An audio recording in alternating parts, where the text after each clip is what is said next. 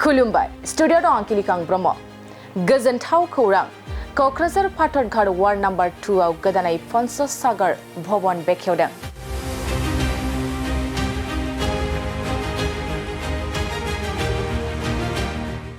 क'क्राझार सहरनि पाथरघाटनि थागिबि सन्तोष तारफदारा गावनि न'आव मोजां फेसिलिटि गोनां गोदानै पन्चसागर मुंनि गंसे भवन बेखेवदों। बे गोदानै बेखेवनाय पन्चसागर भवनाव नोंथाङा गोबां सुबिदाफोर मोननो हागोन। नोंथाङा बे पन्चसागर भवनाव हाबा खालामनो हानाय आरो कार पार्किं खालामनो हानायनि गोबां मोजां सुबिदाफोर मोननो हागोन। बे हाबाफारियाव आसाम आयेन आफादनि बुंथिगिरि बिश्वजित दैमारिया बाहागो लानानै बेखेवनानै होयो। बिटिआरनि एमएलए रेवरेवा नार्जिहारि, क'क्राझार जिल्ला बिजेपिनि आफादगिरि कबिता बसुमतारी आरो गुबुन गुबुन सोद्रोमाफोरनि नुजाथिनायाव बे बेखेवनाय हाबाफारिया जोबनानै थाङो। क'क्राझार शहरत आमी पन्चसागर नामेरे एखन भवन आमार অসম বিধানসভার মাননীয় অধ্যক্ষ আমার বিশ্বজিৎ ডাঙৰীয়া দেৱে আজি ইনোগ্ৰেশ্যন কৰিলে। সেইকাৰণে আমি নথৈ আনন্দিত হৈছোঁ।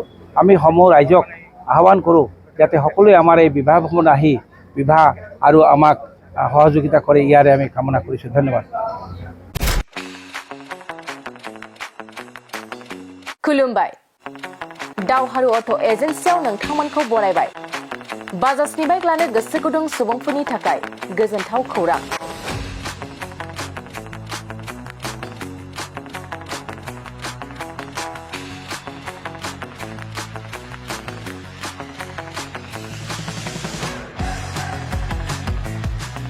क'क्राझार सहराव थानाय दावहारु अट' एजेन्सिया नोंथांमोननि थाखाय फैगौ अक्ट'बरनि 2 खालारनिफ्राय 7 खालारसिम फुजा धामाका अफार्स लोगोसे मेगालन काम एक्सचेन्ज मेला खुंफुंगोन।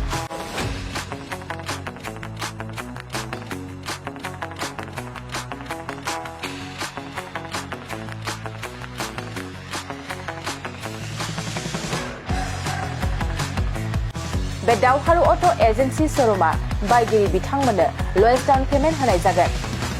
नोंथांमोना दावहारु अट' एजेन्सि शोरूमाव होनो गोनां फुजा धामाका अफार्स आरो लोगोसे मेगालन काम एक्सचेन्ज मेलायाव फैनानै नोंथांनि लुबैनाय बाजाजनि बाइकखौ लांफैनो हागोन। बाजाजनि बाइक सालायनो मोजां मोनग्रा रायजो राजाफोरनो दावहारु अट' एजेन्सि शोरूमा गोबां मोजां अफारफोरबो लाबोदों। बेफोरनो जाबाय जेरै गंनै helmet free, 2 litre petrol free air gift आरो गासैबो मडेलनि बाइकखौ एक्सचेन्जनिबो खाबुआ थागोन।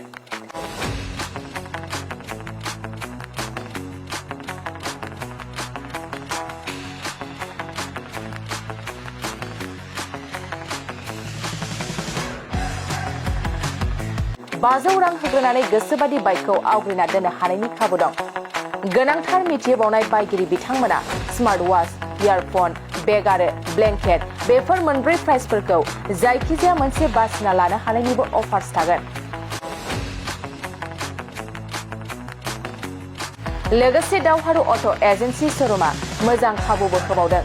बाइक बायगिरिफोरनो फ्रि लटारि कुपन हरनाय जागोन आरो लटारि कुपनाव जाखाङोब्ला first prize smart TV, second prize washing machine आरो थार्ड प्राइज रिफ्रिजारेटर बेफोर मोनथाम प्राइजफोरखौ जोबथा साननि थाखाय लन मेलायाव हरनाय जागोन।